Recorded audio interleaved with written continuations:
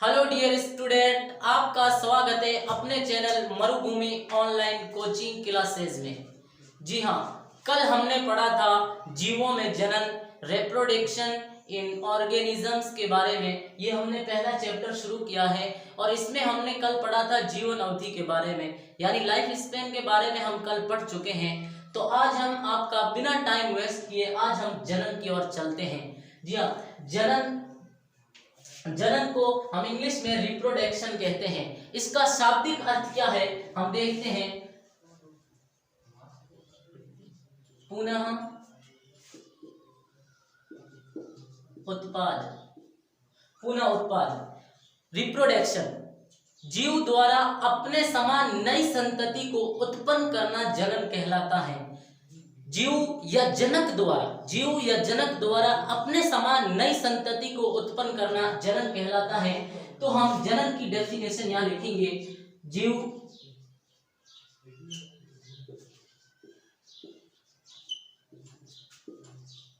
द्वारा अपने समान नई संतति या संतान का उत्पन्न करना, संतति या संतान का उत्पन्न करना जनन कहलाता। जीव द्वारा अपने समान नई संतति या संतान का उत्पन्न करना जनन कहलाता है। यानी एक जनक या दुई जनक अपने समान नई संतति का उत्पन्न करना जनन कहलाता है। जनन हमारे जीवन में क्यों आवश्यक है? जनन क्यों? तो हम यूं लिखेंगे, जनन क्यों है? जीव की जाति या वंश के अस्तित्व को बनाए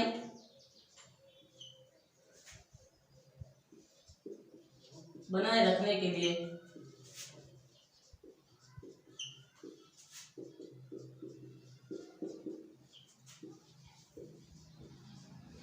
जनन आवश्यक।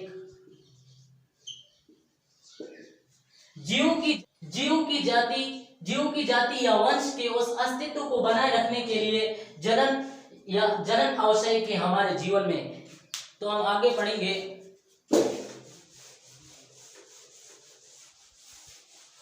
जनन कितने प्रकार के होते हैं? Types of reproduction. जनन के प्रकार, जनन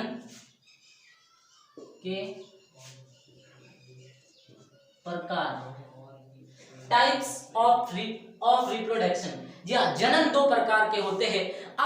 तो हम पढ़ेंगे जनन के प्रकार यानी टाइप्स ऑफ रिप्रोडक्शन। जनन कितने प्रकार के होते हैं? तो जनन मुख्यतः दो प्रकार के होते हैं, यानी जनन की विधियां भी कह सकते हैं। जनन की दो विधियां होती है। एक अलैंगिक जनन,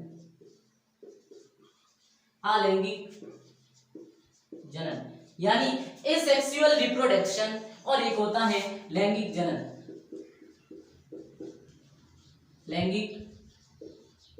सेक्सुअल रिप्रोडक्शन। तो लैंगिक जनन किसे कहते हैं और अलैंगिक जनन किसे कहते हैं? अलैंगिक जनन इसमें एक ही युग्मक भाग लेता है, इसलिए इसे एकल जनकीय कहते हैं। इसे क्या कहते हैं? एकल जनकीय भी कहते हैं। ठीक है, इसमें युग्मक की उपस्थिति अथवा अनुपस्थिति में एक नई जीव का निर्माण होना अलैंगिक जनन कहलाता है। तो हम लिखेंगे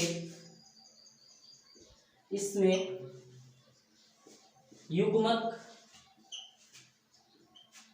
युग्मकों गैमेट्स युग्मक की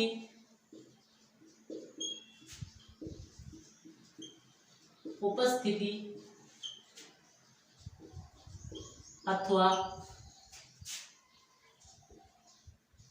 अनुपस्थिति में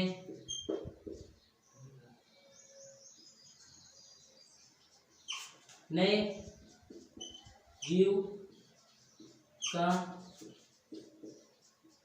निर्माण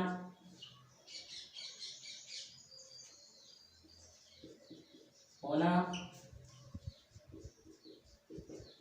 अलैंगिक जनन कहलाता है।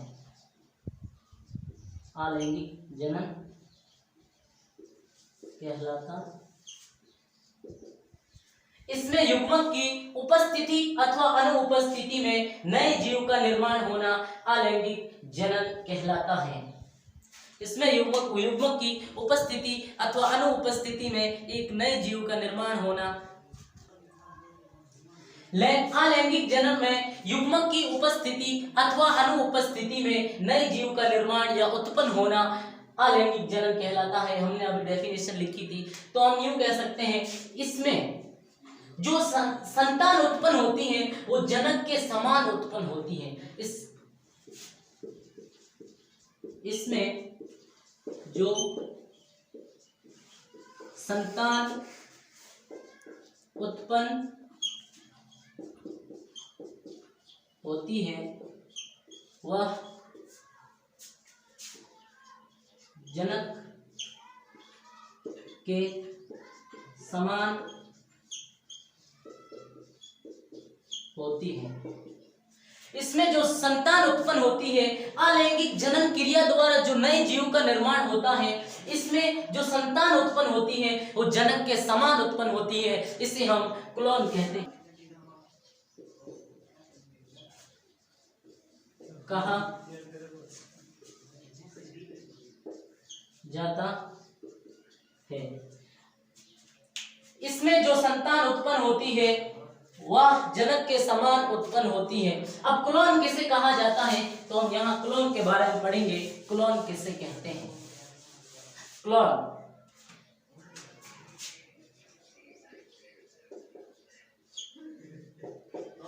यानी जो संतति उत्पन्न होती है वो जनक के आनुवंशिकी रूप और आकारिकी रूप से जनक के समान होना क्लोन कहलाता है। यानी आकारिकी एवं आनुवंशिकी रूप से जो जनक के समान संतति उत्पन्न होती है उसे क्लोन कहा जाता है। आकारिकी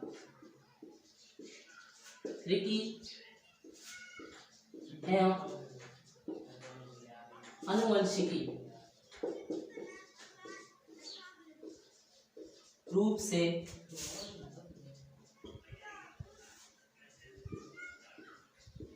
जनक के